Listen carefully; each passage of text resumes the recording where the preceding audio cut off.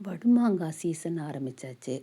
அதனால நான் லாஸ்ட் மந்த்தே கொஞ்சம் எல்லாத்தையும் பழசெல்லாம் காலி பண்ணலாம் அப்படின்னு சொல்லிட்டு, லேசா அமுங்குற மாதிரி உள்ள மாங்காயெல்லாம் எடுத்து, ஒரு பச்சடி பண்ணலான்னு ரெடி பண்ணினேன்.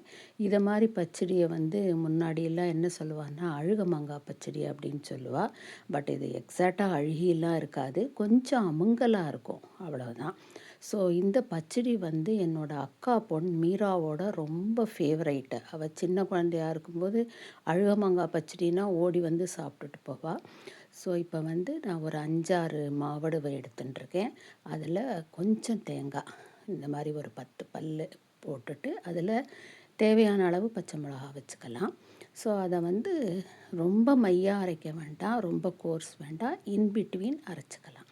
அரைச்சிட்டு ஒரு கப்பு தயிரை எடுத்து அதை இதோட மிக்ஸ் பண்ணிடணும். அந்த கப்பு தயிரை இதுக்கு உப்பு போடுறது வேண்டாம். ஏன்னா வடுமாங்காயிலேயே உப்பு இருக்கும். அந்த உப்பே நமக்கு போதுமானதாக இருக்கும். ஸோ இதை நல்லாவே மிக்ஸ் பண்ணிவிட்டு இந்த கலவையோட கொஞ்சமாக கடுகு உளுத்தம் பருப்பு, லைட்டாக கொஞ்சம் பெருங்காயம் போட்டு ஒரு கருவேப்பிலையை போட்டு தாளித்து கொட்டிட்டனாக்க ரொம்ப ரொம்ப நல்லாயிருக்கும், டேஸ்ட்டாக இருக்கும். இது நிறைய பேருக்கு தெரிஞ்சிருக்கும். தெரியாதவ இதை பண்ணி பாருங்கோ, ரொம்பவே நல்லாயிருக்கும் அது. ஸோ இது நம்ம சௌச்சௌ கூட்டு அந்த மாதிரி ஏதாவது பண்ணினா புளிப்பு சுவைக்க வேண்டி இதை ஆட் பண்ணிக்கலாம். நான் ரசமும் பண்ணியிருந்தேன், அன்றைக்கி வெண்டைக்காய் கறியும் பண்ணியிருந்தேன். ஸோ அதோட it goes very well with this pachadi. So நீங்களும் ட்ரை பண்ணி பாருங்கள்.